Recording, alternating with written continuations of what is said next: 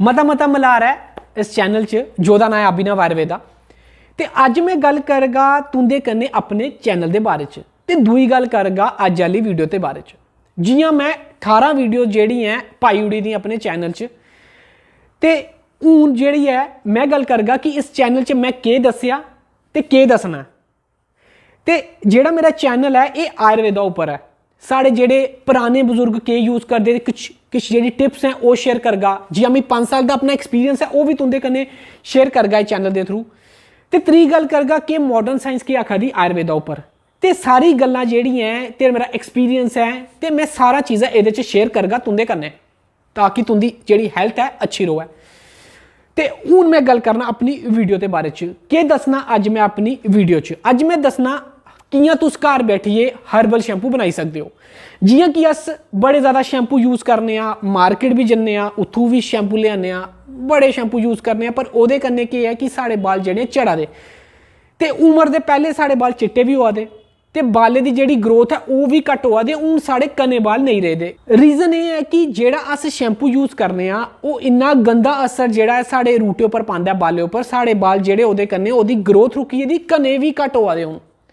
ते की नहीं अस घर अपना हर्बल शैम्पू बनागे जोह्दे कन्नै साढ़े बाल भी अच्छे होऐ ते अस अपने बाल भी अच्छे सकने आं।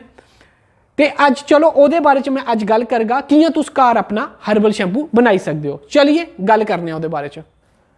ठीक है, हून अस गल करगे कियां अस शैम्पू बनाई सकने आं, केह्ड़ी चीज़ां अस यूज़ करने आं जोह्दे कन्नै अस घर शैम्पू बनाई सकने आं विदाउट कैमिकल, जोह्दे और एह् सस्ता भी बड़ा है।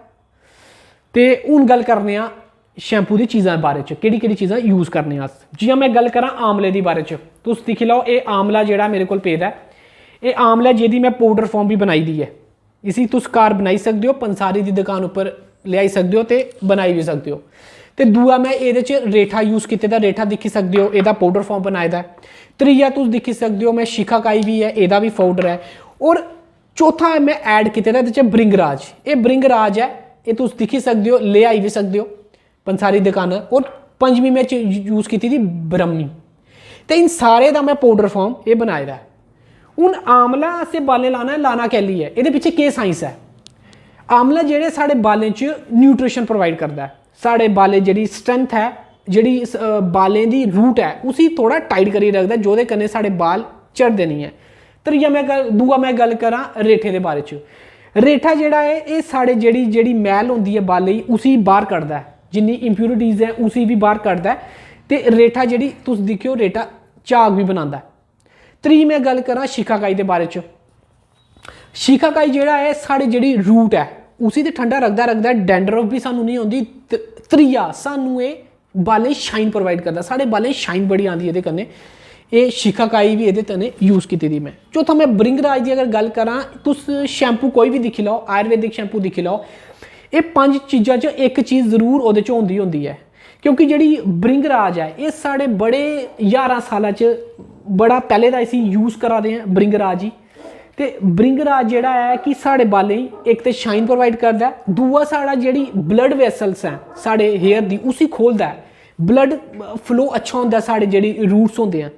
और चौथा मैं ब्रह्मी यूज़ की दी है। ये ब्रह्मी भी जेह्ड़ी है साढ़े वास्ते बड़ी अच्छी है, बालें वास्ते ठंडा रखदी है। ते एह् जेह्ड़ी 5 चीज़ां एह्दे कन्नै तुस शैम्पू बनाई सकदे हो। ते हून मैं दसगा तुस एह्दा केह्ड़ा वे है कियां तुस बनाई सकदे हो। ते सानू अलमूनियम दे बर्तन सानू यूज़ नहीं करने चाहिए। हून पैह्ले मैं दसगा किन्ना पानी तुसें पाना है, ओह्दे बाद दसगा किन्नी क्वांटिटी जेह्ड़ी है तुसें पानी है। जियां अस 1 गिलास पानी लेई लैन्ने एह्दे च बड्डा, या अद्धा गिलास भी तुस लेई सकदे हो। ते ओह्दे बाद अस केह् करगे, हून मैं करना तुंदे कन्नै क्वांटिटी दी गल, किन्नी क्वांटिटी तुसें पानी है। क्योंकि अगर मैं गल करां आमला भी ठंडा, शिकाकाई भी ठंडी, भृंगराज ब्रह्मी भी ठंडी। ते अस जेह्ड़ा है एह्दी क्वांटिटी घट्ट कोला घट्ट रखगे, साढ़े कोला अच्छा भी होग, साढ़े वास्ते अच्छा भी होग। ते हून मैं दसना एह्दी क्वांटिटी किन्नी पानी है तुसें। जियां साढ़े कोल आमला है, आमला तुस 1 चम्मच पाई लैओ। ते दूई मैं गल करां रेठे दी, रेठा भी 1 चम्मच पाई लैओ, क्योंकि एह् झाग दा कम्म करदा है, एह् साढ़ी जिन्नी मैल है बालें सारी कड्ढदा है।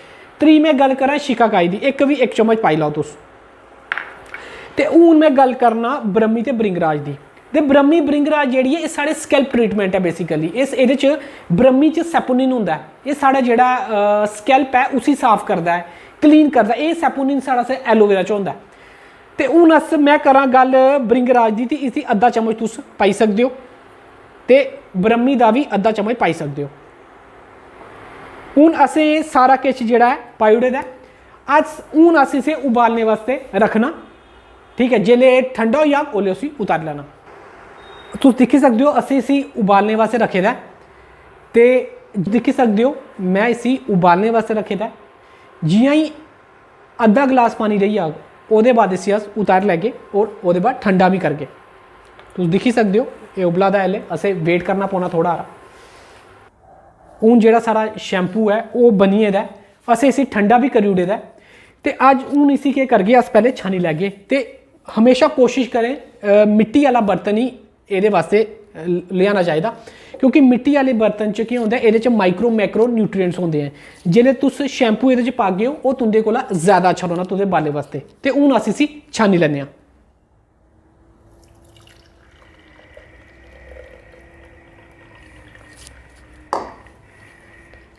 ते जियां कि अस साढ़ा आह्ला शैम्पू त्यार होई गेदा ऐ। हून जेह्ड़ा अस शैम्पू तुसें दसगा, शैम्पू जेह्ड़ा साढ़ा रेडी हो चुके ऐ। ते हून मैं दसगा इसी लाना कि'यां। दूई चीज़, हमेशा जेल्लै जे शैम्पू लांदे हो ओल्लै तुस हत्थें ग्लव्स पाई लैओ, क्योंकि एह्दा जेह्ड़ा रंग है हत्था पर चढ़दा है। तां करियै हमेशा जेह्ड़ा है जेल्लै भी तुस बाले लांदे हो शैम्पू ग्लव्स पाइयै लाओ। हून इसी अस थोड़ा थोड़ा लेइयै इ'यां करियै बालें गी मसाज देगे, निक्की निक्की इ'यां करियै अस करी सकने आं, निक्की निक्की मसाज देगे। मगर ग्लव्स जरूर यूज़ करेओ, एह् मैं तुसें इ'यां दस्सा ना। निक्की निक्की जेल्लै तुस मसाज करदे एह्दे कन्नै केह् होना, तुंदी बालें दी ब्लड सर्कुलेशन अच्छी होनी है। दूआ एह् जेह्ड़ा शैम्पू है तुंदे बाल भी सॉफ्ट होने हैं, तुसें डैंड्रफ नहीं होनी है। तुस एह् लाइयै दिक्खेओ, आपूं मैं इसी यूज़ करा ना पिछले 3-4 सालें दा। ते इसी यूज़ जरूर करियो, फिर मिगी कमेंट बॉक्स च दस्सियो कि तुसें कि'यां लग्गेआ एह् शैम्पू, कि तुसें फ़ायदा देआ दा। ते तुसें पक्का इन्हें फ़ायदा देना, क्योंकि इस बार एह् जेह्ड़ा शैम्पू है एह् बालें वास्ते बड़ा अच्छा है। ते इस वीडियो च मैं गल कीती है कि'यां तुस घर शैम्पू बनाई सकदे हो। ते अगली वीडियो च मैं तुस दसगा कि'यां तुस घर तेल बनाई सकदे हो जेह्ड़े बालें वास्ते बड़ा अच्छा है।